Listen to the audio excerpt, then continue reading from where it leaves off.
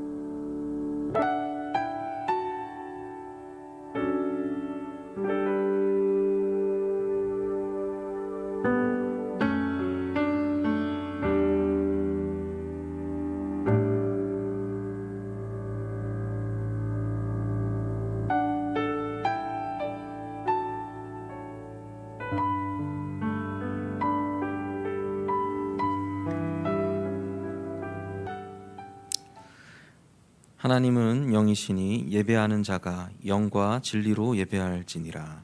아멘. 우리 함께 일어나셔서 사도신경하심으로 신앙 고백하시겠습니다. 전능하사 천지를 만드신 하나님 아버지를 내가 믿사오며 그 외아들 우리 주 예수 그리스도를 믿사오니 이는 성령으로 잉태하사 동정녀 마리아에게 나시고 본디오 빌라도에게 고난을 받으사 십자가에 못 박혀 죽으시고 장사한 지 사흘 만에 죽은 자 가운데서 다시 살아나시며 하늘에 오르사 전능하신 하나님 우편에 앉아 계시다가 저리로서 산자와 죽은 자를 심판하러 오시리라. 성령을 믿사오며 거룩한 공회와 성도가 서로 교통하는 것과 죄를 사하여 주시는 것과 몸이 다시 사는 것과 영원히 사는 것을 믿사옵나이다. 아멘.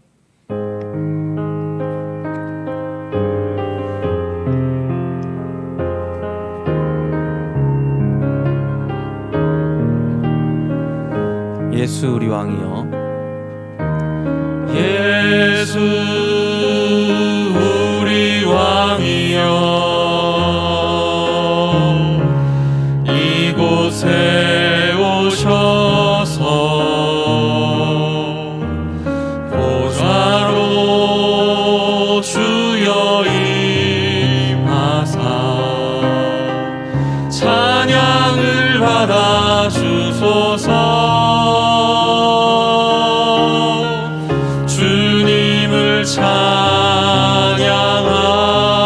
찬양하오니 주님을 경배하오니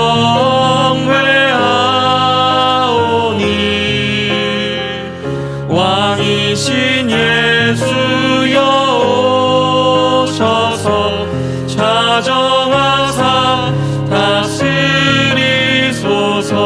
주님을 찬양하오니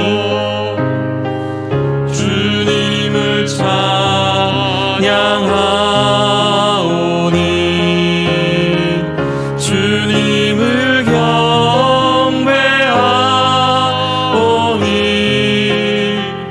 왕이신 예수여 오셔서 좌정하사 다스리소서.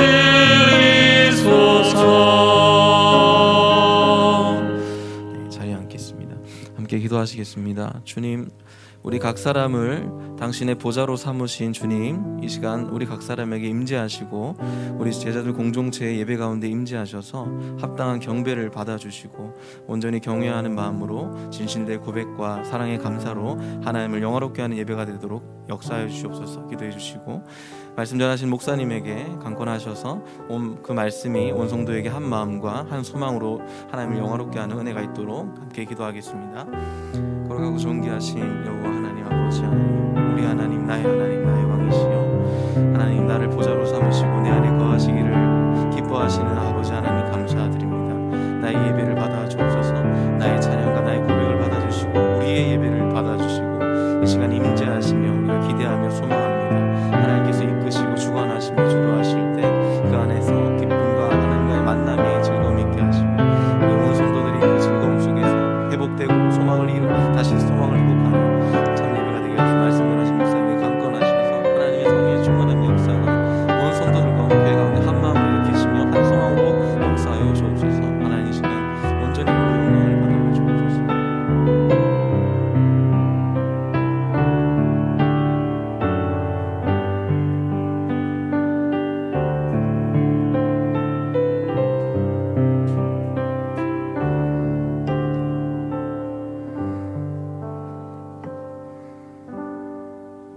기도하겠습니다. 하나님 아버지, 복되고 거룩한 주일을 허락하여 주시니 참으로 감사합니다. 이 시간 사랑하는 지자들 교회와 공동체가 성례 본당과 각 가정에서 함께 말씀을 듣고 또 반가운 교제를 나눌 때 성령 하나님 참된 예배가 드려질 수 있도록 저희를 인도하여 주십시오. 저희의 능력과 수고가 아니라 하나님의 은혜로 사는 자들임을 깨닫게 도와주십시오. 그리하여 정직하고 겸손한 마음으로 주 앞에 나아가게 하셔서 형통하고 큰 걱정이 없는 것이 주의 큰 은혜인 줄 알게 하여 주십시오. 가난하고 상한 마음으로 주 앞에 나아가게 하셔서 하나님 의지에서 쓰러지지 않고 겨우겨우 살아가는 삶 또한 복된 삶인 줄 알게 하여 주십시오. 그러한 삶을 지속할 수 있는 담력과 능력과 지혜를 주십시오. 하나님 아버지, 자신과 세상의 불의와 부조리 앞에 참으로 미약한 존재임을 고백합니다.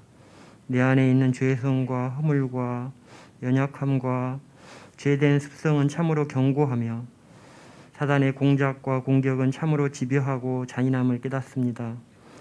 자존심이나 감정의 메커니즘이 작동할 수밖에 없는 사람을 사용하여 공격함으로 전체의 유익을 지키지 않고 회피하게 만드는 것을 경험합니다. 그리스도이신 주님께 무릎 꿇고 간절히 기도합니다. 말씀의 지식이 아니라 말씀대로 씨름하여 산 경험들이 쌓이게 하여 주십시오. 하나님에 대한 지식이 아니라 하나님을 믿고 신뢰하고 의지해서 하나님께 순종하고 충성한 경험들이 쌓이게 하여 주십시오. 그리하여 내가 살고자 하는 삶이 아니라 하나님께서 살게 하시는 삶을 기꺼이 받아들일 수 있도록 인도하여 주십시오. 하나님 아버지, 사경의 말씀을 통하여 가르쳐 주시고 깨닫게 하여 주신 것 감사합니다. 죄된 기질로 인해 하나님께서 내리시는 비참한 징계의 삶을 살 수밖에 없을지라도 그 가운데서도 하나님을 믿고 의지하고 순종하는 삶을 살 때 하나님의 은혜가 그 모든 것을 삼키우고 복된 삶을 허락하시다는 것을 깨닫게 해주셔서 감사합니다.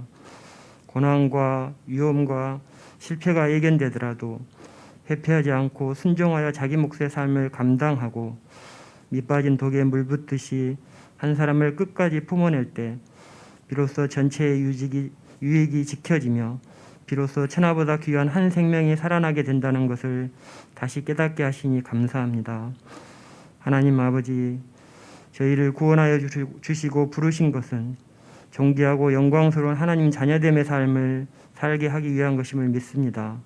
하나님 아버지, 또한 저희를 교회와 공동체로 부르신 것은 서로 관용하며 서로 섬기며 사랑으로 권면하고 세워서 함께 자라가고 함께 그리스도의 몸된 교회로 지어져 가서 장차 임할 온전한 하나님 나라의 그 영광스러운 삶을 맛보아 알고 경험하고 누리는 삶을 이 땅에서 살게 하기 위한 것임을 믿습니다.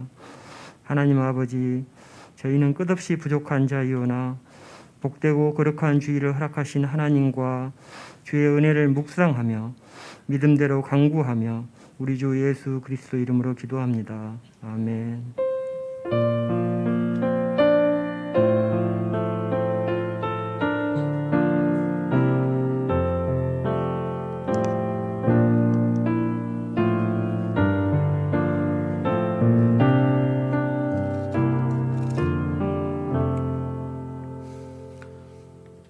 찬송가 516장 찬양하시면서 하나님 앞에 예물을 올려드리겠습니다.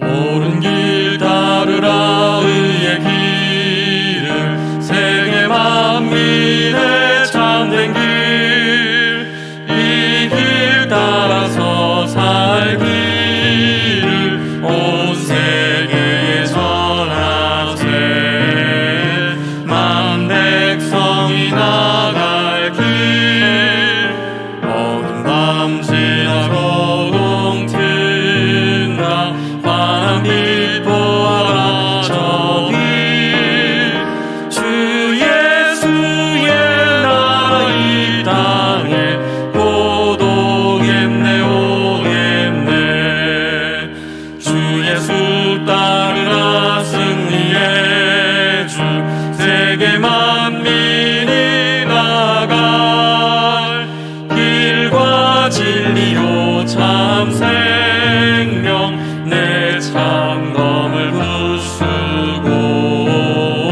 나 따르라 화평왕 어른 밤 지나고 동튼다 환한 빛 보아라 저빛 주 예수의 나라 이 땅에 고독했네 오겠네 놀라운 이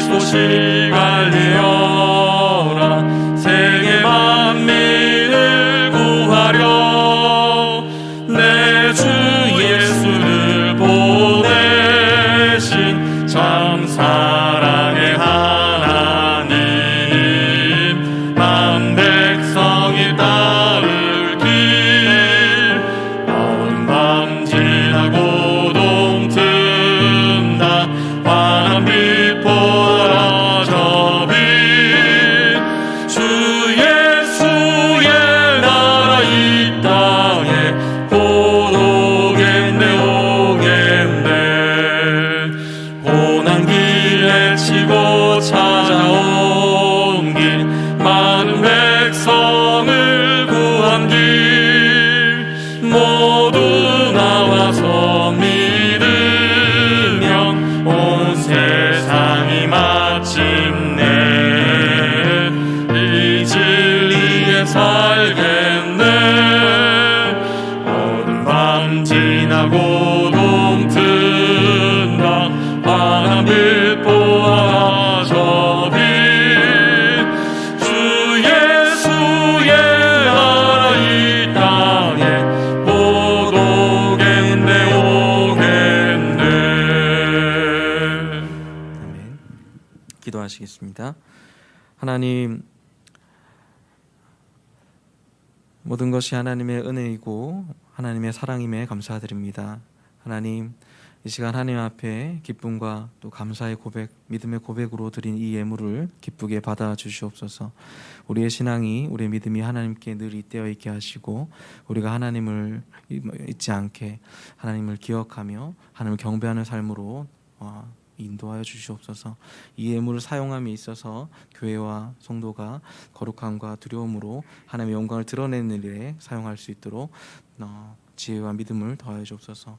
모든 것 하나님께 감사드리고 기쁘게 받으실 줄 믿고 사랑하는 우리 구주 예수 그리스도의 이름으로 기도합니다. 아멘. 네, 반갑습니다. 우리 좌우에 한번 인사할까요? 반갑습니다. 이렇게 오랜만에 보신 분들 환영합니다. 네, 가정에 계신 분들도 환영하고 네, 우리 아기들도 뒤에 있어서 너무 보기 좋네요.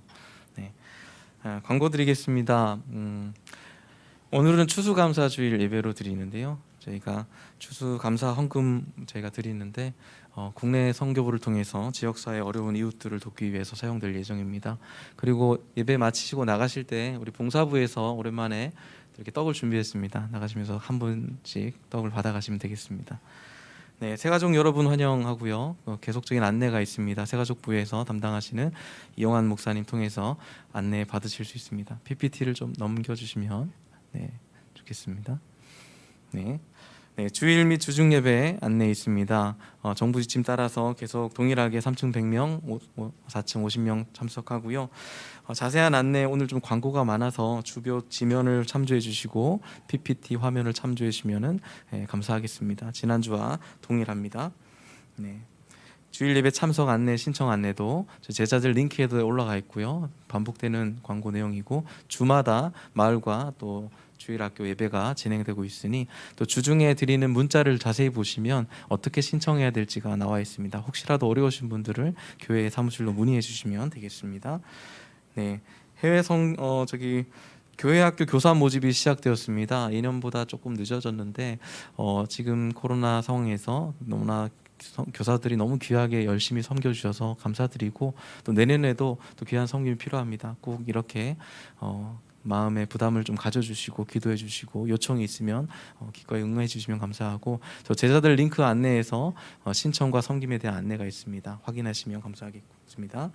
네, 내일 저녁 8시에 회성교부 기도 모임 있습니다. 이번 모임은 선교사님들이 나오시진 않지만 선교사님들의 상황을 두고 함께 기도하고 나누고 함께 예배하는 시간을 갖습니다. 꼭 줌 온라인 문자가 내일 오후 3시쯤 이렇게 발송이 됩니다. 보시고 기도하시고 많이 참여해 주시면 또 감사드리겠습니다. 네, 성탄절 칸타타 안내입니다. 지난주에 이어서 광고 드리는데 두 번의 연습이 있습니다. 이번 토요일과 다음 달 11일 토요일 12시부터 4시까지 성례분당 3층 이 공간에서 있습니다. 문의와 밴드 가입에 대한 것들은 서영득 집사님께 전화로 문의해 주시면 감사하겠습니다. 네, 국내 사역부가 주관한 사랑의 저금통 이제 오늘 수고하는 날입니다. 그래서 오늘과 다음 주 수고가 있습니다. 수고를 못 하시는 분들은 헌금 계좌에 국내선교부 지목 헌금으로 이체하시면 되고요. 또 주일 예배 참석하시는 분들은 본당 3층 본당 입구에 수고함이 있습니다. 도시락 나눔과 지역사회 어려움 이웃을 위해서 사용할 예정입니다. 네. 다음으로 공간 공청회 안내가 있습니다. 공간 공청회 안내 전에 공간에 대한 마천동 공간에 대한 예배 공간에 대한 소개 영상이 있습니다. 먼저 좀 보시고 이어서 광고 드리겠습니다. 영상은 공간 TFT에서 단일 안건으로 결정하고 이를 당회가 수용하여 공간 추진위원회에서 이전 실무를 추진 중인 마천동 교회에 대한 소개 영상입니다. 마천동 교회를 소개합니다. 마천동 교회는 송파구 마천동에 위치한 교회로 깨끗한 건물 외관을 갖고 있고 도보로나 차량으로도 이동이 편리합니다. 교회 입구를 따라 들어오면 로비가 있습니다. 로비 안쪽에 들어오면 성도님들이 서로 교제하고 편하게 대화를 나눌 수 있는 휴식 공간이 있습니다. 이곳을 잘 활용하여 교회 카페 등의 교제 공간으로 사용이 가능합니다. 왼쪽에는 본당으로 들어가기 위한 계단과 엘리베이터가 위치해 있습니다. 엘리베이터는 넉넉한 인원을 수용하고 편리하게 엘리베이터를 타고 이동할 수 있습니다. 본당을 소개합니다. 본당 로비는 예배 자리에 오신 성도님들을 환영하고 예배 안내를 할 수 있는 공간입니다. 본당으로 함께 들어가 보겠습니다. 약 250명에서 300명 정도 수용 가능한 본당입니다. 넓은 강단과 강대상을 중심으로 왼쪽에는 예배 찬양을 위한 여러 악기들을 여유롭게 배치할 수 있고 오른쪽에는 성가대석이 자리하고 있습니다. 조명과 방송 시스템 그리고 냉난방 시스템까지 모두 갖춰져 있어 더욱 예배의 집중도를 높일 수 있는 환경이 조성되어 있습니다. 준 2층으로 올라가면 어린 자녀와 함께 예배를 드릴 수 있는 사무실과 예배당 수용 인원이 넘칠 경우 예배를 드릴 수 있는 2층이 마련되어 있습니다. 그리고 예배 PPT와 조명을 컨트롤할 수 있는 방송실이 있습니다. 3층과 4층은 넓고 긴 복도와 많은 방들이 있는 곳으로 마천동 교회에서는 현재까지 학사로 쓰고 있는 공간이었습니다. 그리고 넓은 로비까지 마련된 곳으로 교육관, 선교관, 모임 공간 등 다양한 공간으로 활용할 수 있습니다. 다음으로 5층은 식당 및 모임 공간으로 쓰이는 곳입니다. 넓은 부엌과 많은 인원을 수용할 수 있는 충분히 넓은 식당, 그리고 새 가족부나 마을 모임 등 다양하게 쓰일 수 있는 분리된 공간이 4곳으로 이루어져 있습니다. 지하 1층은 주차장과 소예배실, 찬양 연습실 등으로 쓰이던 곳입니다. 소예배실은 성가대 연습 공간 등으로 사용이 가능합니다. 그리고 행복 나눔실에서는 분리된 공간으로 이웃의 민원을 받지 않고 자유롭게 찬양 연습을 할 수 있는 곳으로 활용될 수 있습니다. 주차 공간은 교회 내에는 12대 정도 주차가 가능하며 주변 지역에 주차할 수 있는 공간도 함께 소개하겠습니다. 교회 바로 옆에 위치한 아파트와 협의하여 많은 차량을 수용할 수 있는 아파트 주차장을 활용할 계획을 갖고 있습니다. 걸어서 약 3분 정도 거리에 위치한 마천동 공용주차장도 사용이 가능합니다. 교회 주변 시설을 소개해드리겠습니다. 교회 뒤편으로 가면 단풍이 물든 아름다운 뒷길이 있습니다. 뒷길을 따라 걷다 보면 근린공원을 마주할 수 있습니다. 자유롭게 마을 모임을 할 수 있고 서로 교제하며 힐링하는 시간을 누릴 수 있습니다. 산책길이 있어 식사 후에 산책길을 걸을 수도 있습니다. 그리고 주변에 초록 어린이 공원이 있습니다. 작은 놀이터지만 아이들이 즐겁게 뛰어놀 수 있고 벤치에 앉아 쉼을 누릴 수도 있는 좋은 공간입니다. 지금까지 마천동에 위치한 마천동 교회의 외부와 내부 및 주변 공간 소개였습니다. 감사합니다. 네, 지금까지 저희가 제자들 교회 공간 TF 팀에서 안건이 올라왔고 당회에서 이를 받아서 공간 추진위원회가 이를 진행하고 있습니다. 그래서 제자들 링크를 통해서 또 재직회를 통해서 이를 여러 번 설명이 되었지만 전체 성도들에 대한 안내가 조금 더 필요한 것 같아서 다음 주 주일 오후 12시 30분에서 2시 성례본당 4층 어울린 공간에서 공간 이전에 관한 성도들과의 소통의 장을 마련했습니다. 성도들께서는 좀 관심을 가져주시고 많이 참여해 주시면 감사하겠습니다. 네. 이어서 광고 아둘람 기금 신청 계속 감사드리고 신청을 위해서 기도해 주시고 주변을 좀 돌아봐 주시고 성도들이 지원을 받을 수 있게 함께 동역해 주시면 감사하겠습니다. 네, 교우 소식입니다. 교우 소식 주경미 집사님의 시부 되시는 조병규 성도님의 부친 되시는 아버님께서 지난 화요일 소천하셨습니다. 위로해 주시고 기도해 주시면 감사드리겠습니다. 김동욱, 김서연 집사님 가정 경기도 하남시로 19일 날 이사하셨습니다. 새로운 거처에서 가정이 잘 설 수 있도록 기도해 주시면 감사하겠습니다. 출국 소식이 있습니다. 우리 박남식, 조소은, 여람이, 하람이가 다음 주 29일 월요일 캐나다로 이렇게 갑니다. 밴쿠버 세계관 뷰에서 이제 공부를 할 예정인데요. 이렇게 또 한 가정이 또 공부를 하러 떠나는데 잘 이제 인사해 주시고 또 연락해 주시면 감사하겠습니다. 네, 하나님 말씀 함께 보시겠습니다. 고린도전서 5장 9절에서 13절 말씀입니다. 함께 교독하시고 13절 말씀 합독하겠습니다. 내가 너희에게 쓴 편지에 음행하는 자들을 사귀지 말라 하였거니와 이 말은 이 세상에 음행하는 자들이나 탐하는 자들이나 속여 뺏는 자들이나 우상 숭배하는 자들을 도무지 사귀지 말라 하는 것이 아니니 만일 그러하려면 너희가 세상 밖으로 나가야 할 것이라. 이제 내가 너희에게 쓴 것은 만일 어떤 형제라 일컫는 자가 음행하거나 탐욕을 부리거나 우상 숭배를 하거나 모욕하거나 술 취하거나 속여 빼앗거든 사귀지도 말고 그런 자와는 함께 먹지도 말라 함이라. 밖에 있는 사람을 판단하는 것이냐 너에게 무슨 상관이 있으리오마는 교회 안에 있는 사람들이야 너희가 판단하지 아니하랴. 같이 읽겠습니다. 밖에 있는 사람들은 하나님이 심판하시려니와 이 악한 사람은 너희 중에서 내쫓으라. 아멘.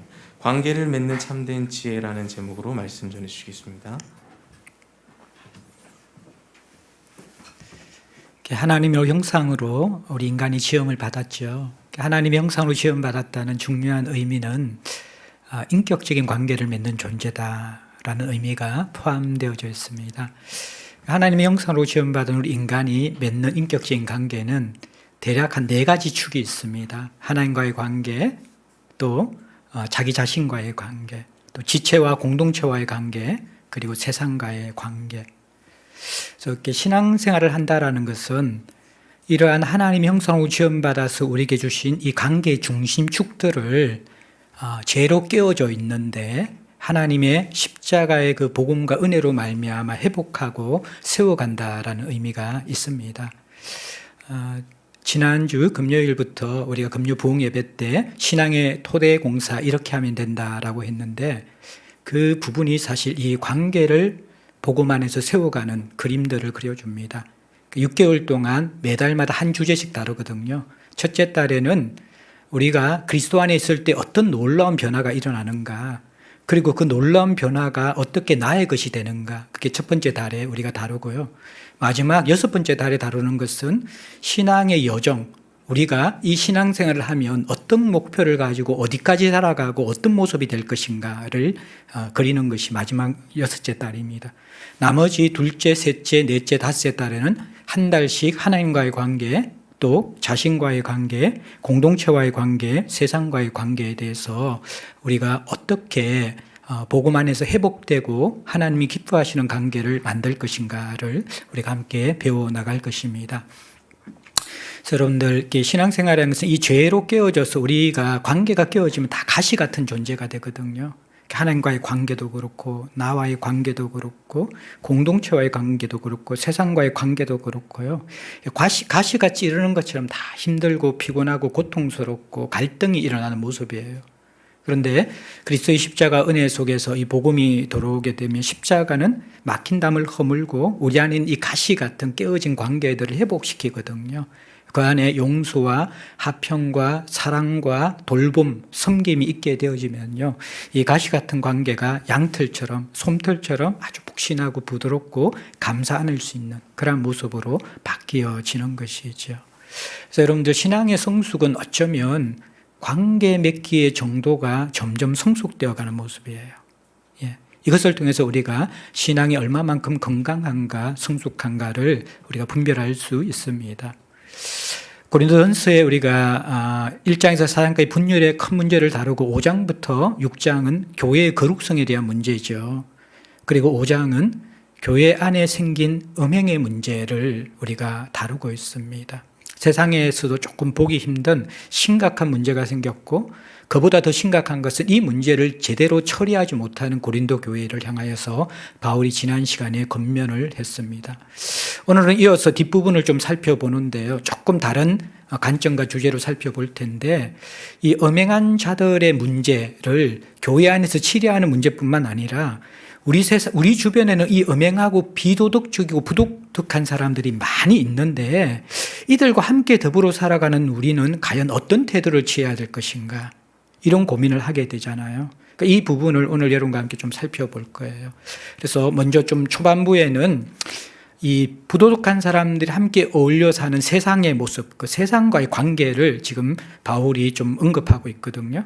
그리고 뒷부분에는 또 이어서 지체와의 관계, 교회 안에 이 부도덕하고 건강한 영향력을 주지 않는 지체와의 관계를 어떻게 할 것인가. 그래서 세상과의 관계 맺기와 지체와의 관계 맺기, 이 부분들을 좀 살펴보면서 조금 본문에서 더 깊이 들어가서 조금 넓은, 그리고 또 약간 또 우리가 골격을 세울 수 있는 그러한 지혜들, 특별히 세상과의 관계 중심으로 여러분과 나누기 원합니다. 오늘 구절은 이렇게 시작합니다. 내가 너희에게 쓴 편지에, 자, 여기 쓴이라는 단어는 과거형이거든요. 바울이 지금 쓰고 있는 고린도전서 편지 이전에 고린도 교인들에게 보낸 편지가 있다라는 거예요. 그 편지는 아마 유실된 것 같아요. 그런데 그 편지 안에 중요한 내용은 9절 후반절에 나오는 것처럼 음행하는 자들을 사귀지 말라라는 내용이 있었습니다. 고린도 교회는 성적으로 굉장히 문란한 도시였죠. 그래서 이 근친상간의 심각한 문제가 일어나기 전에도 이 음행의 문제, 성적인 문제는 교회 안팎으로 가장 예민한 이슈였던 것 같아요. 그래서 고린도전서를 쓰기 전에 이전의 편지에서 이 음란한 고린도 사회에 살아가는 이들에게 음행에 대한 문제를 한 번 더 이렇게 적었던 것 같아요. 그런데 이전에 쓴 편지에 대한 해석에 대해서 고린도 교인들의 의견이 분분하게 되어졌습니다. 그래서 10절에 보면 이 말은 이라고 시작합니다. 자, 그때 이전에 쓴 편지에서 내가 음행하는 자들과 사귀지 말라라고 썼는데 여기에서 여러분들의 의견이 갈라지는 것 같습니다. 그래서 이 말의 뜻이 무엇인지 이제 이 고린도전서 새롭게 쓰는 이 편지를 통해서 여러분들에게 정리해 주기를 원합니다. 이런 의미인 것이죠. 그러면서 이 말은 이 세상에 음행하는 자들이나 탐하는 자들이나 속여 빼앗는 자들이나 우상 숭배하는 자들을 도미지 사귀지 말라 하는 것이 아니니라고 이야기합니다. 자, 여기에서 이제 중요한 게 아니니라는 것이죠. 그러면 이 고린도 교회의 오해가 뭡니까? 음행하는 자들과 사귀지 말라라는 그 부분을 음행하는 모든 사람과 사귀지 말라라고 이해했던 것이죠. 그러니까 우리 지난 시간에도 살펴보았고 오늘도 살펴보겠지만 바울의 1차적인 관심은 이 음행하는 사람들이 맞는데 이 사람이 공동체 안에 있는 사람, 11절에 어떤 형제를 하는 사람, 그 사람에 대한 권면을 준 것이거든요. 그런데 지난번 편지를 받고 나서 이 편지에 대한 해석이 이것은 교회 안에 음행하는 자들에 대한 그러한 권면일 뿐만 아니라 세상 안에서도 부도덕한 성적인 문제를 가진 모든 사람에게도 똑같이 적용해야 한다라고 그렇게 해석하는 사람도 있었던 것이죠. 그리고 단순하게 이것을 또 음행하는 자들 뿐만 아니라 더 확대해서 이어서 나오는 6가지의 부도덕한 사람들, 세상의 대표적인 유형인 부도덕한 6가지 유형에 보이는 사람, 이들과도 사귀지 말라고 그렇게 해석하고 그것을 주장했던 사람들이 있었다라는 거예요. 6가지가 쭉 나오잖아요. 10절, 11절에 계속 나오는데 음행하는 자, 성적인 잘못을 범하는 자이고 탐하는 자, 탐욕을 부리는 자, 이게 10절, 11절에 나오거든요. 이거는 자기에게 합당하게 주어진 목 이상으로 내 것이라고 주장하는 것이거든요. 금요 예배 때 제가 무엇인지 말씀드렸죠. 죄는 영어로 sin, 신이라는 단어잖아요.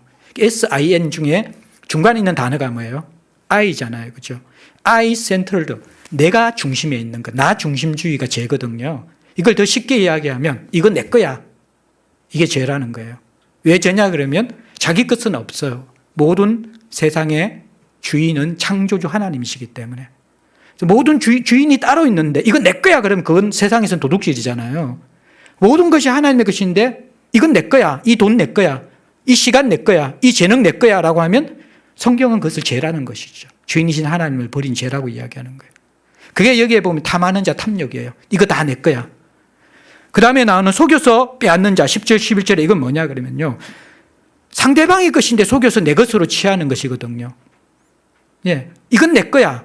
내 것에 대해서 간섭하지 마. 손대지 마. 이게 죄의 핵심이고요. 근데 자꾸 이렇게 내 것에 대한 기준과 범위가 막 확대되는 것이죠.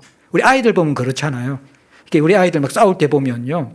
자기 거 아니고 언니 건데 누나 건데도 불구하고 이거 내 거야 그러잖아요. 이게 이제 죄의 핵심이죠. 내 것도 내 거고 네 것도 내 거고. 이게 이제 죄라는 거예요. 그게 이제 여러분들 쉽게 이야기하면 탐하는 것이고 속여서 빼앗는 것이에요. 그리고 우상숭배하는 것, 다른 신을 섬기는 것이고요. 모욕하는 것은 대화를 할 때 끊임없이 상대방을 폄하하고 깎아내리는데 객관적인 근거 없이 주관적인 자기의 선입견과 견해로 상대방을 비하하고 평론하는 것을 바로 여기에 모욕하는 자라고 합니다.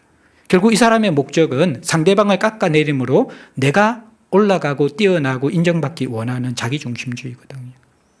그리고 술 취한 자는요, 그냥 교제로서 술 한잔 하는 정도가 아니라 술 자체가 자신의 삶을 이끌어가는 술에 임박히고 술에 중독되고 술에 의해서 인생이 흔들리고 있는 사람, 이런 사람이 술 취한 자야 됩니다.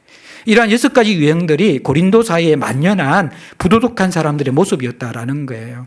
그런데 바울은 음행하는 자와 사귀지 말라 그랬는데 고린도 교인들은 이것을 어떤 사람은 야 이것은 교회 안에 형제들에 대한 권면이야. 여기에 대해서 적용해야 될 거야. 그렇게 이야기한 반면에 어떤 사람들은 아니야.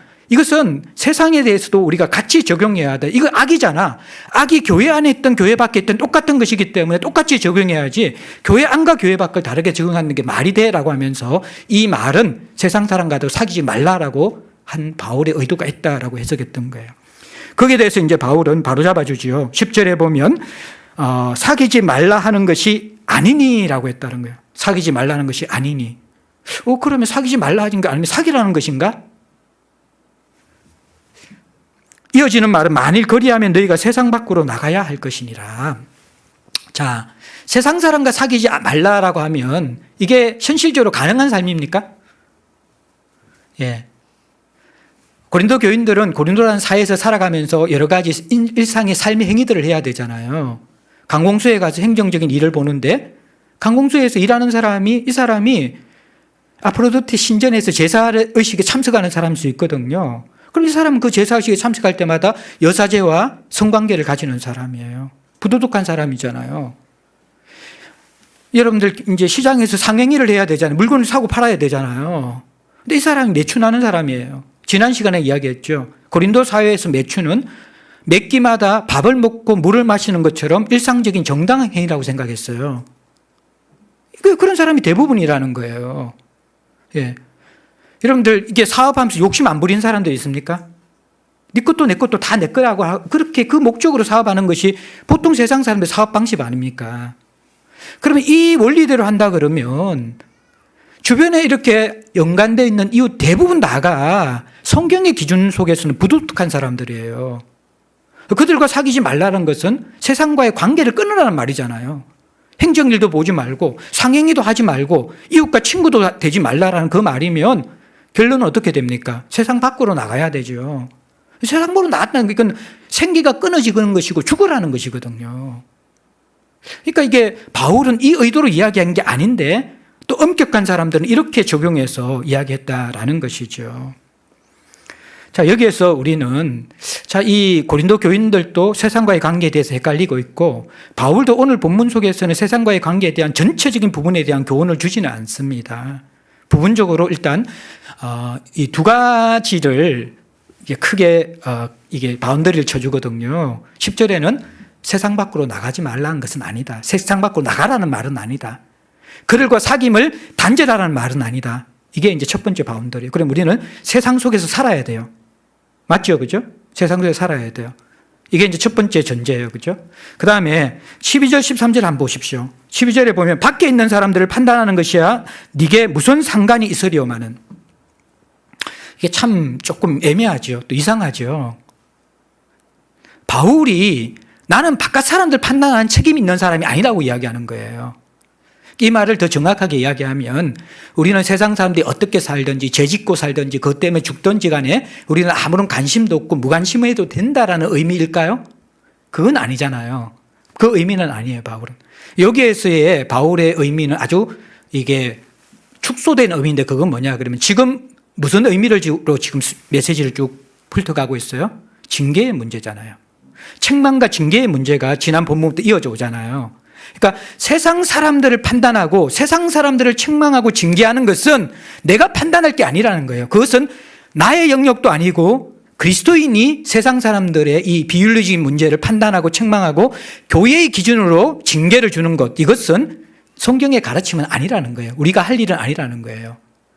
이해되시죠? 그죠? 그 다음에 13절에는 또 뭐라고 이야기합니까? 밖에 있는 사람들은 하나님이 심판하시려니와. 그러니까 하나님이 결국 밖에 있는 사람들은 심판하신다라는 것이죠. 자, 그러면 이제 요 정도의 바운더리만 보게 되어지면 우리는 세상 밖에 떠나지 않고 세상 속에 살아야만 돼요. 근데 세상 속에 살지만 또 바울의 논조에 보면요, 교회와 똑같은 기준으로 그들을 권징하거나 책망하거나 그들에게 똑같은 요구를 할 수 없다라는 것이죠.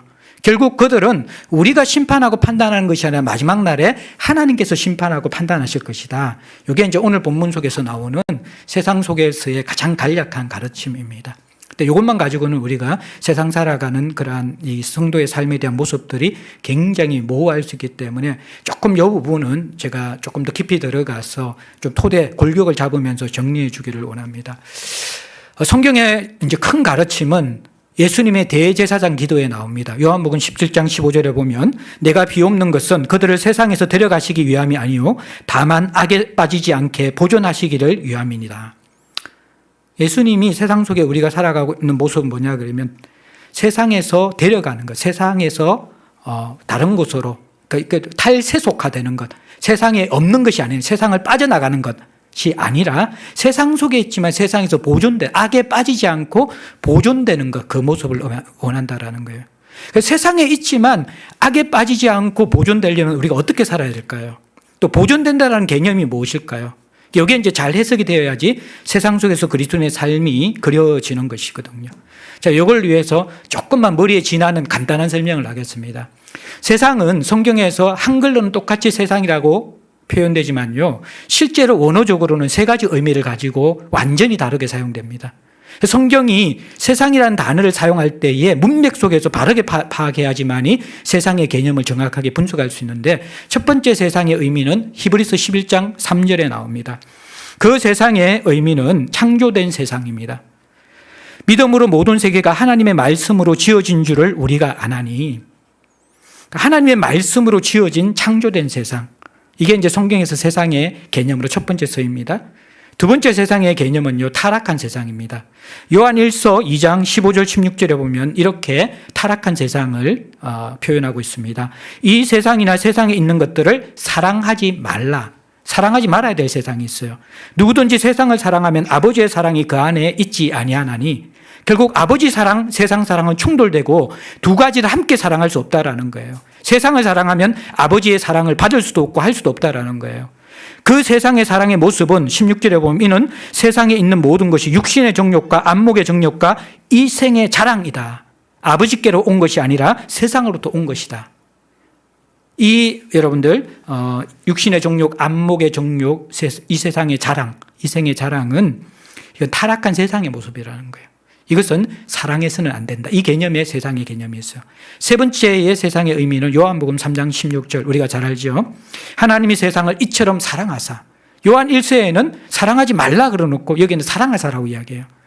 왜 사랑하냐 그러면 사랑의 정도가 독생자를 주셨어요. 그리고 그 사랑의 대상은 이는 그를 믿는 자마다 멸망치 않고 영생을 얻게 하려 하심이라. 믿는 자라는 단어 속에 사람이라는 걸 알 수 있죠. 세상 속에 있는 사람들 이라는 게 세 번째 개념입니다. 창조된 세상, 타락한 세상, 세상 속에 살고 있는 사람들. 자, 그러면 이 세 가지 종류의 세상에 대해서 그리스도인은 각기 다른 관계를 맺으라고 합니다. 창조된 세상에 대해서는 우리가 잘 알다시피 다스리고 보존하는 것입니다. 그래서 우리가 지금 일회용 쓰지 않는 것들, 탄소 배출 같은 것 좀 우리가 줄이는 것들, 또 이런 것들 다 우리가 플라스틱 이런 것들 우리가 이렇게 잘 사용하지 않는 것들, 이런 것들이 하나님의 창조한 세상을 잘 다스리고 보존하는 세상에 대한 우리의 그리스도인의 청지기의 모습이라는 것입니다. 또 이 창조된 세상은 자연뿐만 아니라 또 하나님께서 우리와 함께 창조해 가시는 문화도 의미하는 것이거든요. 이 문화도 하나님께서 창조하신 것을 하나님의 아름다움과 함께 닮은 문화를 창조하면서 그것을 향유하며 누리는 것이 우리의 역할이라는 거예요. 그래서 하나님이 크리에이터 창조 주시면 우리는 이 창조된 세상을 리크리에이터 재창조하면 청지기의 역할을 하는데, 이 역할을 잘하는 것이 자연과 문화를 아름답게 가꾸고 하나님의 아름다움을 드러낼 수 있도록 향유하는 것, 그것이 포함되어 있는 거예요. 근데 이게 이제 우리가 죄를 지을 때는 어떻게 합니까? 자연과 이 모든 것들을 우리의 욕심 때문에 파괴하잖아요. 우리가 지금 겪고 있는 코로나나 자연재해나 이 모든 것들은요, 자연을 보호하고 하나님의 뜻대로 잘 가꾼 청지기의 모습이 아니라 우리의 탐욕 때문에 선을 넘어서 자연을 파괴해서 일어난 그런 모습이라는 거예요. 이게 죄라는 거예요. 성경적으로 볼 때는. 세상에 대한, 창조된 세상에 대한 우리의 잘못된 접근 방법이라는 것이죠. 또 문화에 대해서도 이 문화는 하나님이 창조한 문화를 잘 향유하고 리크리에이트로 이것을 우리가 새롭게 아름답게 가꾸어 나가야 되는데, 이 대부분 문화가 만몬에 종속되면서 인간의 재성과 쾌락을 부추기는 문화로 변질되고 있거든요. 그래서 그 문화가 사람을 죽이는 문화가 되고, 사람을 종속시키는 문화가 되고, 사람을 중독시키는 문화가 되는 것이죠. 이게 이제 문화에 대해 종속되는 거예요. 조금 더 나가면요, 이 문화는, 이 세상은 하나님께서 청지기로 다스려라 그랬는데 이게 우상이 되는 그러한 곳도 있어요. 큰 나무나 큰 바위나 아주 우람한 그런 산들은 그게 하나가 하나의 우상이 되고, 그게 신의 이게 인간보다 더 강한 신의 모습을 가지고 있거든요. 이게 다 우리가 청지기와 자연과의 관계가 파괴된 그런 모습이라는 거예요. 창조된 세계를 제대로 다스리지 못하는 모습인데, 창조된 세계는 우리가 청지기로서 잘 다스리고 문화도 잘 하나님의 형상을 아름답게 가꾸고 향유해야 된다. 이게 첫 번째 창조된 세상의 우리의 관계라는 거예요. 그러니까 타락한 세상은 우리가 어떻게 해야 됩니까? 조금 이따가 제가 정리해 주고요. 또 이게 세상 속에 있는 사람들은 우리가 복음 전도와 섬김과 돌봄을 해야 되죠. 그들에 대해서. 예. 그 속에서 이제 이웃되기와 사랑하기가 쭉 드러나 있습니다. 그러면 여기에서 이제 제가 여러분들에게 조금 더 들어가서 이러한 타락한 세상과 우리가 일단 창조된 세상, 타락한 세상, 세상 속에 있는 사람들이라는 세상의 큰 바운더리 속에서 살잖아요. 이 바운더리 속에서 살면서 우리는 세 가지의 모델로서 자기도 모르게 그 모습을 가지고 살아갑니다. 세 가지의 모델, 하나는 타협 모델이고요, 하나는 또 분리 모델이고요, 또 하나는 구별 모델입니다.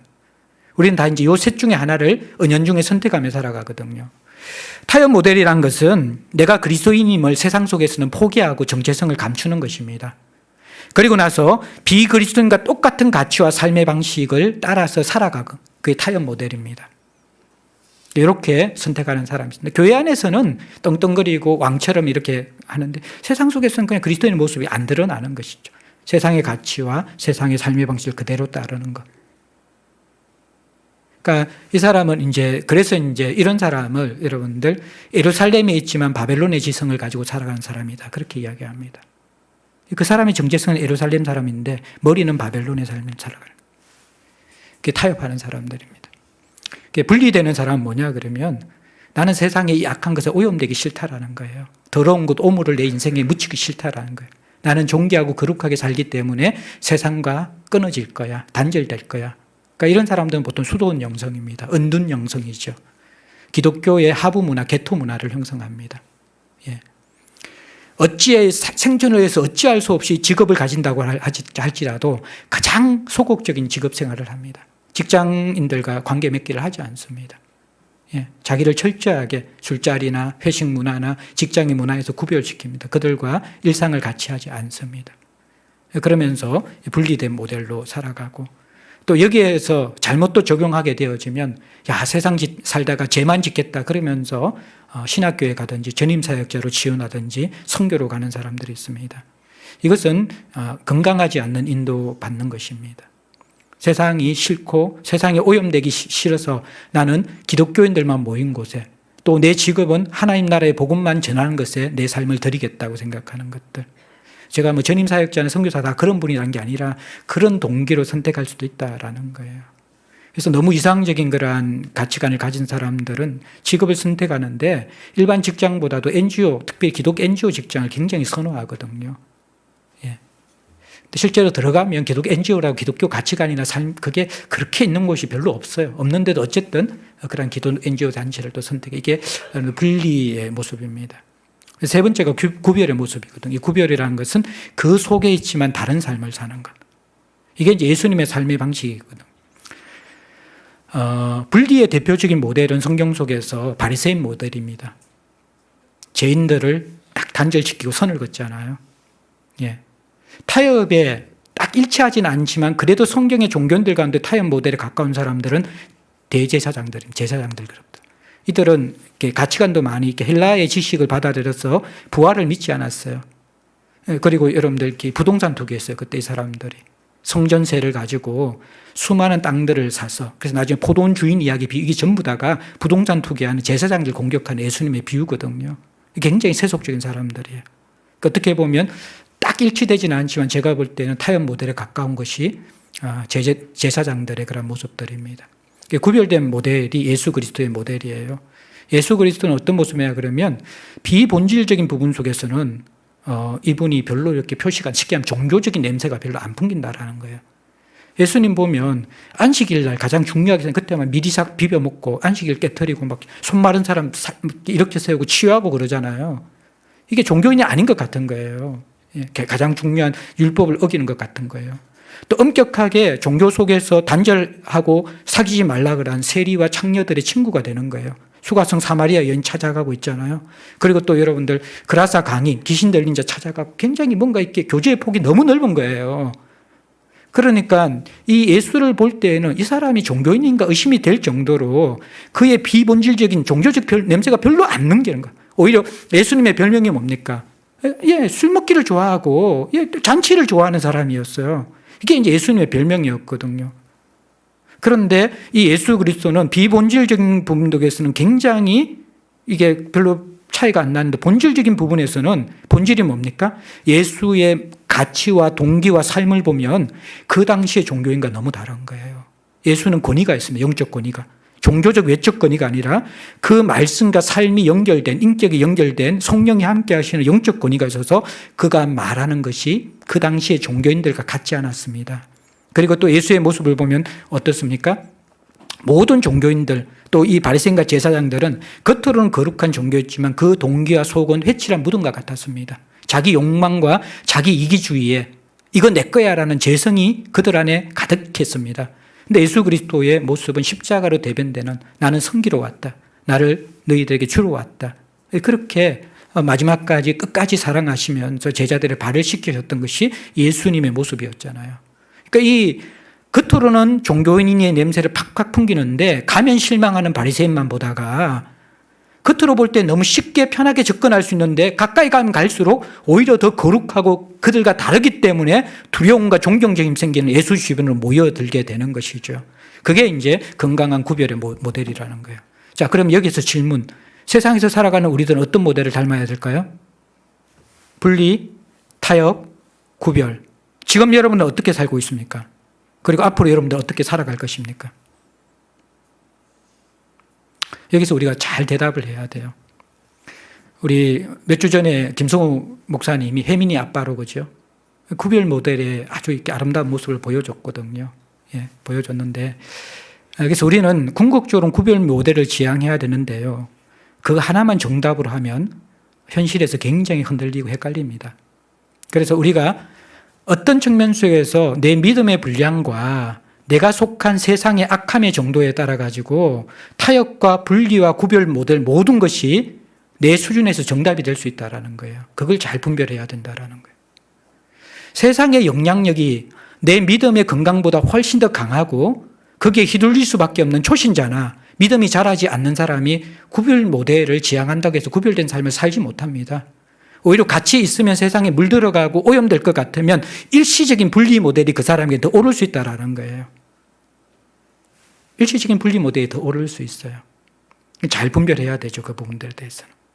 또 어떤 경우에는요, 우리가 타협 모델, 동화 모델이 오를 수도 있다는 거예요. 우리 혜민이 아빠가 나이트클럽 상무와 같이 일했잖아요. 이게 종교적으로 보면 이상하잖아요. 크리스찬도 아니고 직업도 뭔가 이렇게 아니고 그런데 그분의 어떤 껍데기 형식이 아니라 하시는 일이 지역사회를 위해서 청소하고 주민들의 봉사하는 것은 성경적 가치예요, 아니에요? 가치가 맞잖아요. 그러니까 우리는 기독교인이다 아니다 그게 중요한 게 아니라 기독교 집단이다 아니다 중요한 게 아니라 그들이 하는 말과 가치와 행동이 성경의 가치를 담고 있는가 아닌가에 따라 가지고 타협과 분리무대를 결정해야 된다는 거예요. 여러분들이 정치 투표할 때 가장 조심해야 될 게 장로라고 투표하면 안 된다라는 거예요.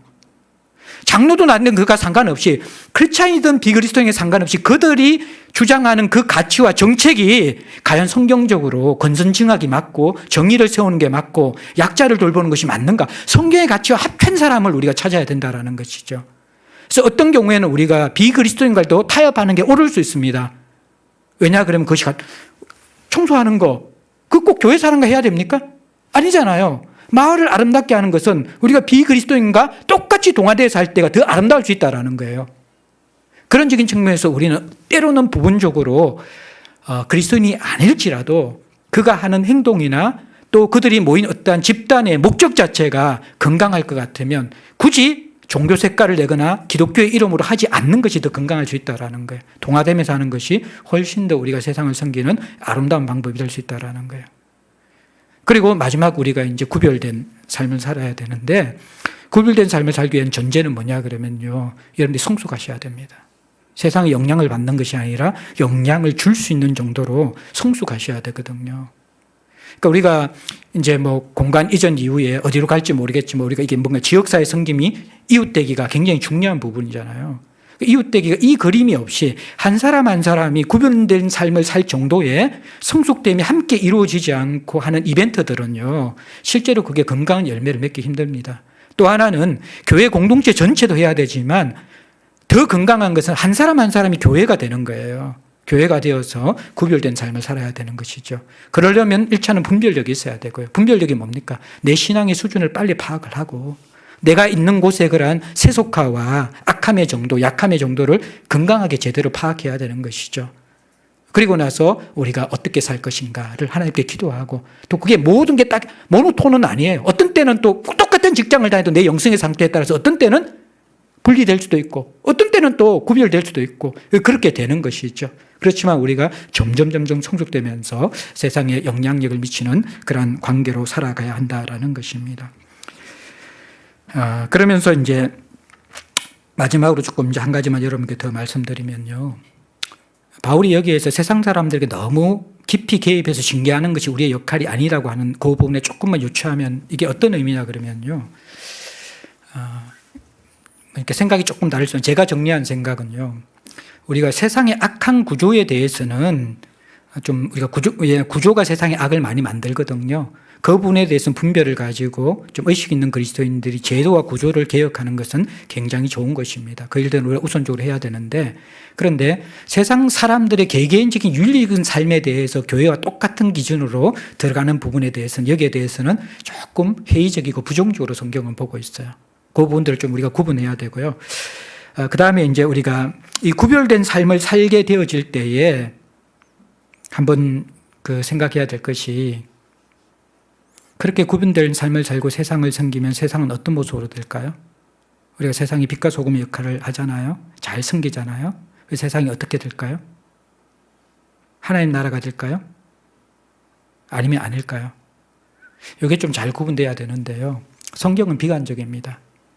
그걸 이제 선지자에게 비관을 하는데 우리가 세상의 부패함을 아무리 꾸짖고 세상의 악함에 대해서 아무리 우리가 개입해서 소금과 빛의 역할을 할 때에 일시적으로 부분적으로 분명히 밝아지고 좋아지기는 합니다. 예, 그것이 또 하나님의 선물이기도 합니다. 그런데 지속적으로 총체적으로 밝아지고 건강해지기는 굉장히 힘들 수 있다는 것이 성경의 관점입니다. 결국 우리가 세상의 빛과 소금의 역할을 감당하게 될 때 한계는 뭐냐 그러면요. 어떻게 보면 세상이 썩어지는 속도를 늦추는 것, 그 정도일 수 있습니다. 세상이 어두워지는 속도를 늦추는 그 정도일 수 있다라는 거예요. 그러면 그거 왜 합니까? 그거 왜 합니까?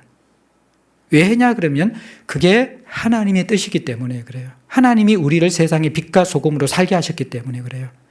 그러니까 세상이 우리의 이 빛과 소금의 역할로 더 밝아지고 더 썩는 것이 아니라 더 건강해지지 않을지라도 그것을 잠시 늦추더라도 우리가 하면서 그때 우리가 기대해야 될 게 뭔지 아세요? 종말론적 소망입니다. 결국 사회운동을 하거나 세상을 섬기다 보면 두 가지로 무너지거든요. 하나는 뭐냐면 하다 보면 안 됩니다. 절대로. 이 세상에 하나님 나라가 임하지 않습니다. 여러분들 정치도 보면 너무 급진적인 사람이 나중에 완전 보수가 되어져요. 해봐야 그 열매와 결과들이 인간의 재성 때문에 안 된다라는 거예요. 그런데 우리는 안 되지만 끝까지 할 수 있는 동력이 어디에 있는지 아세요?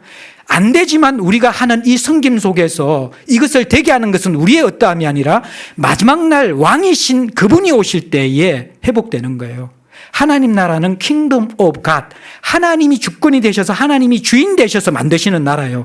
우리의 성김과 우리의 어떠함으로 만드시는 나라가 아니라는 거예요. 결국 우리는 세상의 썩어짐과 어두워짐을 최대한 억제하지만 그리고 그렇게 밝아지기를 기도하며 살아가야 돼요. 그런데 그 밝아짐과 세상의 건강은 결국 어디에서 일어나는 거예요? 마지막 날 그리스도가 오셔서 다스려 주실 때. 그리고 그 일부분과 부분이 먼저 일어나는 것이 교회라는 것이죠. 그래서 우리는 교회에서 그것을 먼저 누리고 맛보면서 이 맛의 아름다움과 기쁨을 맛보면서 더 갈망해야 되고 이것이 세상에도 흘러갔으면 좋겠다는 간절함을 가지고 세상을 섬겨야 되는 것이죠. 그러나 안 되는구나. 주님이 오셔야 되는구나. 그게 종말론이에요. 종말론. 그게 하나님 오셔서 이 세상을 회복시켜야 된다. 그래서 세상을 섬기는 사람들은 분명히 세상의 강함과 함멸, 나의 무력함을 느끼면서 마지막 그것이 그리스도의 강함과 주인 되신가 그분의 승리와 연결되어져야만 합니다. 그것이 성도의 하나님 나라의 관점이고 세상의 관점이고 그 속에서 우리는 결국에는 종말론적인 소망을 가진 그리스도인이 된다라는 것입니다.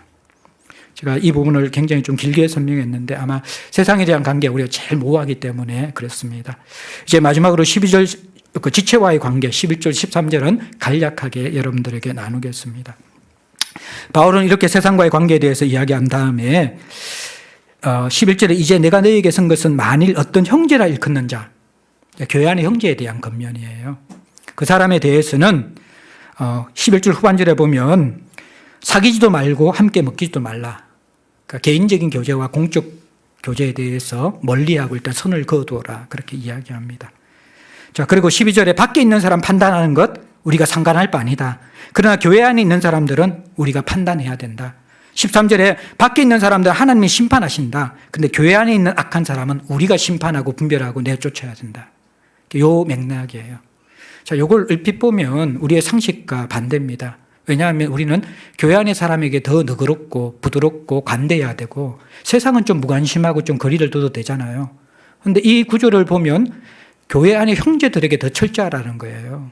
세상은 어차피 아무리 해도 썩어지고 어두워지는 가운데 있기 때문에 우리의 기준을 받아들이지 않는다라는 거예요. 그것을 위해서 기도하고 복음을 전하고 구조를 개혁시켜야 되지만 우리가 이 사람들을 붙들고 윤리적 바른 삶을 깨우친다고 해서 그렇게 살 수 있는 능력이 없는 사람들이라는 거예요. 우리가 우선적으로 해야 될 것은 형제들에게 더 건면하며 윤리적인 삶을 살 수 있도록 깨우쳐 주라는 거예요. 더 철저하라는 것이죠. 철저하고 판단하고 분별하고 징계하라고 하는 것입니다. 여기에서 이제 간단히 두 가지만 말씀드리고 말씀을 내주려고 그러는데요. 자, 여러분, 교회가 왜 이 악에 대해서 세상의 기준보다 더 철저해야 되는가? 교회는 영적 싸움의 한복판이거든요. 영적 싸움은 하나님 나라의 선한 영역과 세상의 악한 영역이 충돌하면서 서로 파워게임하는 곳이에요. 교회는 아직까지 완전한 하나님 나라가 아니에요. 그래서 교회 안에도 세상의 지배를 받는 사람들이 많이 있어요. 그 사람들이 여기에서 표현한 묵은 누룩이에요. 그 영향력이 굉장히 크거든요. 하나님 나라에 속한 사람들이 있어요. 그 사람은 겨자씨예요. 근데 이 겨자씨는 굉장히 열매가 늦게 맺히고 어떤 때는 맺혀지지 않을 것 같기도 해요. 자, 그러면 묵은 누룩과 겨자씨 싸움에서 어떤 게 더 영향력이 강할까요? 답이 어렵죠. 한 가지 비유를 드릴게요. 의자 위에 한 사람이 있고 의자 밑에 한 사람이 있어요. 한 사람 밑에 있는 사람을 끌어당겨서 위로 올리려고 하고요. 한 사람은 위에 있는 사람을 끌어당겨서 밑으로 내리려고 해요. 누가 이길까요? 어렵습니까? 누가 이겨요? 아래 사람이 이길 가능성이 많죠. 그게 무슨 말이냐 그러면요. 선의 영향력이 악의 영향력보다 크면 좋은데요. 대부분 악의 영향력이 선의 영향력보다 훨씬 큽니다. 본은 잘 안 흘러가요. 시기심도 있고요. 우리가 잘 닮으려고 하지 않기 때문에. 근데 악은요, 사람들의 재성과 연결되어서 얼마나 쉽게 이게 흘러가고 확대되는지, 눈덩이처럼 불어나는지 몰라요. 교회에서 왜 이게 기준이 더 강해야 되냐 그러면요. 일단은 이 고린도 교회가 아직까지 성숙하지 못했어요. 자, 여러분들, 의자 위에 있는 사람이 정말 아주 운동을 많이 하고 근육이 빵빵한 30대의 남자라고 생각하고, 밑에 있는 끌어당기는 사람이 5살, 6살 먹는 어린아이라고 생각합시다. 그럼 어떻게 될까요? 밑에 있어도 위로 끌어올려지겠죠. 교회가 그 정도의 수준이 되어지면요, 악이나 모든 세상의 영향력들에 대해서 영향력을 미칠 수가 있어요. 근데 이 교회도 병원이고 굉장히 약하거든요. 그래서 우리가 간용과 포용을 할 뿐만 아니라요, 간용과 포용 속에서는 분별부터 먼저 돼야 되는 거예요. 그래서 치리와 징계가 없는 용서와 용납이 지속되어지게 될 때는 정말 교회가 강해서 그 사람을 끌어올릴 수 있는 힘이 없는 경우에는 악이 오히려 묵은 누룩에 대해서 영향력을 미친다는 거예요. 더 철저하라는 것입니다. 그러면 또 하나 이제 여러분들에게 한 가지만 더 말씀드리면요. 결국 교회의 건강성은요, 이러한 묵은 누룩을 제거하는 것으로만 교회가 건강하게 될까요? 건강한 영향력으로 변화를 시켜야 되잖아요. 그러면 그쪽에서 핵심이 뭐냐, 앞선자와 리더십이 위에 있는 사람이잖아요. 이 사람 밑에 있는 사람을 끌어올릴 정도의 영성과 영적인 힘이 없으면요, 다 딸려가게 되어 있다는 거예요. 그래서 여러분들 이 말을 조금 제가 적용으로 이야기하면 이렇습니다. 교회는 세상보다 도덕에 대한 기준과 선에 대한 기준이 더 철저해야 된다, 믿는 자들에게.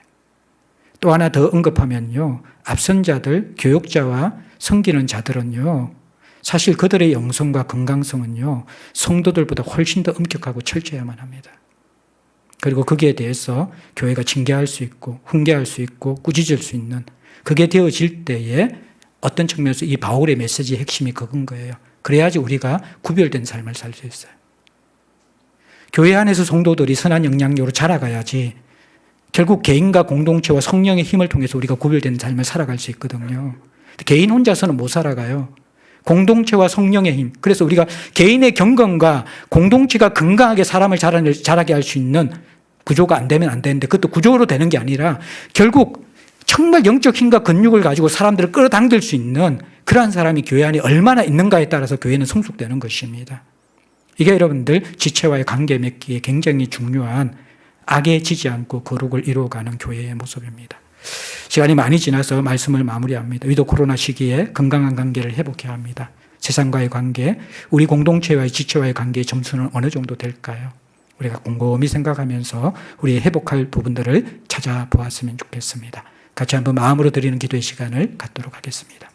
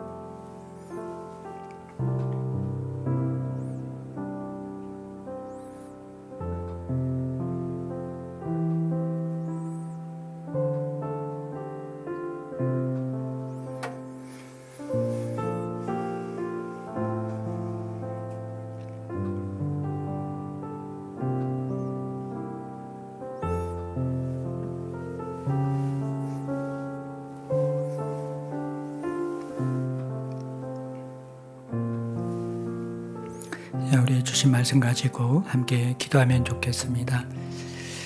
신앙생활의 성숙을 하나의 또 관점에서 보면 관계 맺기가 성숙하는 것입니다. 특별히 우리가 하나님과의 관계가 건강할 때에 자신이 회복되고 또 자신이 회복되어지면 우리가 가족이 됩니다. 공동체가. 또 그렇게 되면 세상에서 이웃이 될 수 있는 그러한 은혜가 있는데 좀 우리의 모습을 쭉 돌아보면서 하나님 우리 제자들 공동체가 이제 32주년 되었고 또 새로운 부르심 속에 있는데 이가 좀 우리 교회가 이제 세상의 이웃이 될 수 있도록 좀 자라갈 수 있도록 오늘 받은 말씀 가운데에 좀 타협과 분리와 구별 모델 속에서 잘 분별하고 할 수 있으면 우리가 주님께서 세상 속에 보내신 복음 전거와 세상을 섬기는 일들 어떻게 감당할까 그렇게 고민하고 또 하나님 앞에 설 수 있는 우리 공동체 될 수 있도록 같이 한번 기도하면 좋겠습니다. 하나님 아버지 감사드립니다. 하나님 좀 우리에게 복음을 주셨고 또 이 복음을 통하여서 깨어진 모든 관계 가시 같은 관계를 또 주님의 복음으로 또 성령으로 녹여주셔서 우리가 사람을 살리고 회복하는 그런 부르심으로 인도하여 주셔서 감사드립니다. 하나님 아버지 참 이 제자들 공동체 속에 주님 우리가 세상을 어떻게 살아가야 될지 또 주님을 어떻게 섬겨야 될지 세상 속의 그리스도인을 어떻게 살아가야 될지를 좀 잘 아버지 고민하면서 아버지 우리가 좀 그리스도인이 되고 아버지 하나님 또 우리가 가족이 되고 또 이웃이 되어서 세상을 섬길 수 있는 죄들 될 수 있도록 도와주시기를 원합니다. 하나님 아버지 그리하여서 참 세상 가운데서 소금과 빛의 역할을 감당하고 하나님께서 정말 이 일 가운데 역사하셔서 회복시킨 종말론적인 소망과 예배를 드리는 죄들이 될 수 있도록 우리 하나님 도와주시고 함께하여 주시옵소서. 아버지 하나님 감사드립니다. 코로나 상황 가운데 어쩌면 우리의 관계가 많이 약해지고 또 흔들렸는지도 모르겠습니다. 또 오늘 우리가 주의 말씀을 통하여서 신앙의 성숙이 그리스도의 십자가의 보혈과 성령과 공동체를 힘입어 관계 맺기에서 성숙하는 것이라고 배웠는데 특별히 아버지 하나님 우리 공동체가 가족이 되고 또 가족을 잘 섬기고 선한 영향력을 미칠 수 있는 그러한 하나님을 닮아가고 영적 힘이 있는 사람들을 많이 세워주시고 또 세상 속에서 이제 우리 교회와 성도들이 이웃이 되기 위해서 어떤 모습으로 살아야 될지 깊은 고민과 함께 주님의 은혜를 구하고 또 종말론적인 소망과 예배의 자리에 나오는 그러한 자들이 많이 생길 수 있도록 도와주시옵소서. 예수님의 이름으로 기도합니다. 아멘. 우리 함께 일어나셔서 주기도문 찬양 함께 드리겠습니다.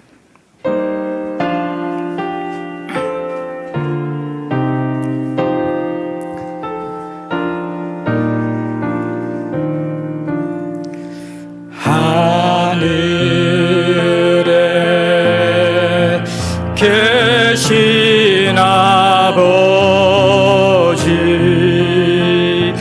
이름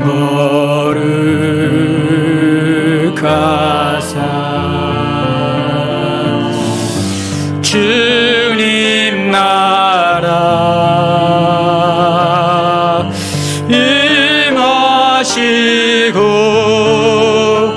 뜻이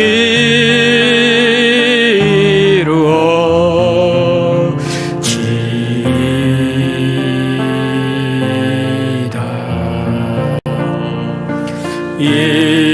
일용할 양식 주시고 우리들의 큰 죄 다 용서하옵시고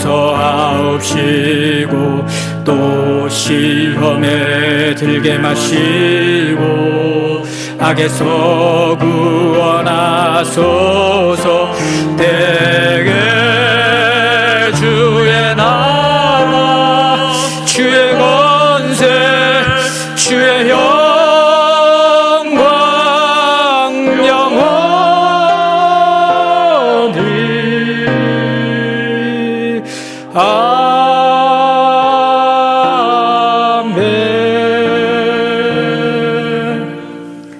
지금은 우리 주 예수 그리스도의 크신 은혜와 하나님 아버지의 무한하신 사랑하심과 성령님의 내주 충만 보호 인도하시는 은혜가 코로나 상황에서 많이 약해지고 깨어진 우리의 관계를 돌아보고 말씀과 공동체와 성령의 도우심을 받아 세상과의 관계, 지체와의 관계를 더욱 건강하고 아름답게 맺어가기를 소망하는 사랑하는 제자들 권속들 머리 위에와 이들의 삶터와 일터 가운데 이제로부터 영원토록 함께 계실지어다.